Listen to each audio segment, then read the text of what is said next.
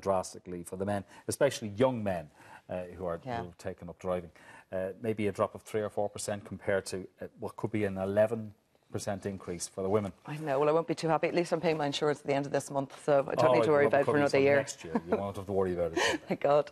Now, as regular viewers will know from our Shanganna Community Garden series, the last few years has seen a remarkable rise in Irish gardeners growing their own. But today's gardeners are drawing on a part of Irish heritage that's been important for hundreds of years, using a small patch of land to grow fruit and vegetables. Well, our next guests, Jonathan Bell and Mervyn Watson, are experts in the history of Irish cottage gardens and allotments. You're both very welcome along to the show.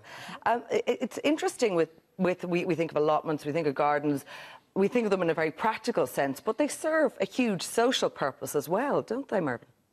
Yes, they do. They have served a huge... We tend to think of it as a modern phenomenon, but it's been a concern, really, since interest in gardens and allotments, and particularly with agriculturalists and reformers, the whole aspect of community and the effects that allotments and cottage gardens would have on the moral well-being of the people.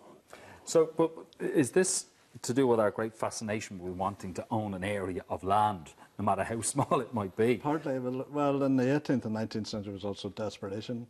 If you didn't own a piece of land to grow potatoes, you died. So it was as brutal as that, you know. So people tried all sorts of ways to get a small patch of ground. 1 acre or 2 acres would keep a family on potatoes. So that at least was something they could get through a garden. So when did they start becoming popular? Well, there have been gardens in Ireland since the early Christian period, but really what we would think of as do-gooders who wanted to promote gardens, it's really from the late 18th century onwards. OK, so people came in, patrons, if you like, came in and shared land. Is that how it worked, John? Well, it started off with gentlemen farmers and a small proportion of the landlords who wanted to encourage their tenants to improve themselves by just developing their land around their houses. OK, but you've already mentioned our love of potatoes. It didn't extend much further than that, I think. Was it 2 other vegetables that we were only keen on? Yeah, parsnips and cabbages were the other 2 main vegetables that if you like, the peasants or the rural poor would have eaten. Martin Doyle, commenting and really tormented by the lack of vegetables, said that the Irishman despised all vegetables except the potato, the cabbage and his parsnips. Right, so it wasn't down to the availability of, you know, potatoes, cabbage and parsnip, but it was actually down to taste and what we were interested in. We were quite conservative back then, were we? Taste did play a bigger part in it, yeah, because they did, even though when a wider range of vegetables were introduced, the potato and the cabbage really were there, and the parsnip were still remained well into the 20th century, as particularly the potato, as the main crop. Can I just ask, the 2 of you, you've worked together for a number of years. You're now retired, of course, but you worked together for a number of years. Yeah, we worked in the Ulster Folk and Transport Museum in County Down for 30-odd years, at all aspects of traditional Irish farming, so we've been around the country quite a lot. So, in other words, you guys know what you're talking about. Well, we hope so.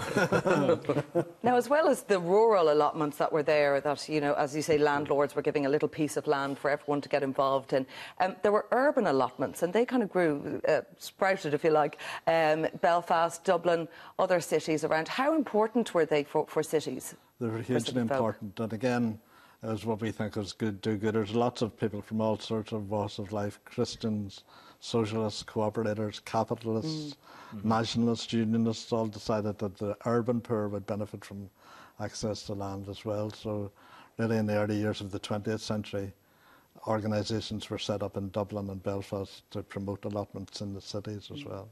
Would that be the main source of fruit and veg for people then, the allotments, rather than any other means of getting food? Would they rely hugely on these urban allotments?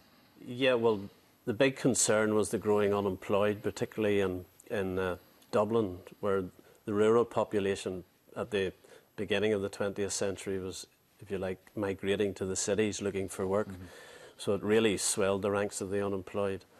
And allotments were seen as a way of basically improving their diet as well, because there was a lot of malnutrition in the slums of Dublin.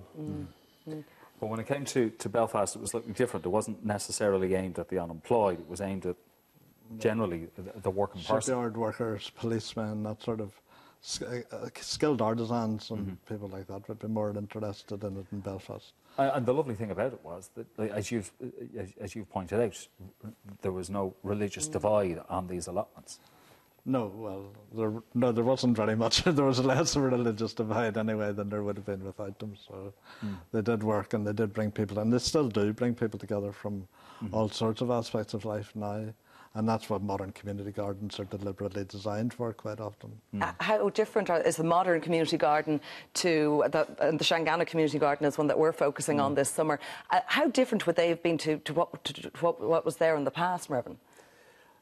Well, the interests of the community garden would be much wider. I mean, it would take in, particularly, they were quite strict in the early 20th century about who would get allotments, and drinking and things was not allowed on allotments. And it really, if you didn't upkeep your allotment to a certain standard, then you wouldn't be allowed to use the allotment. So the rules have relaxed a little since then. Yes. But there's still a great place, a great source of community for people. And there's a book about it. Which rooted in the soil by us. Okay. Very good. And that's available right now for anybody who's interested in an allotment that they've developed, or even entertaining the thought of developing one themselves. The history is there. Yeah. Okay, Mervyn, Jonathan, thank you both very much for coming in today. Thank you very much for having us. Thank you. And don't forget, if you've missed any of the programme, you can catch it online at tv3.ie/3player. Now, before we go, the 3 winners of a year-long subscription to the new magazine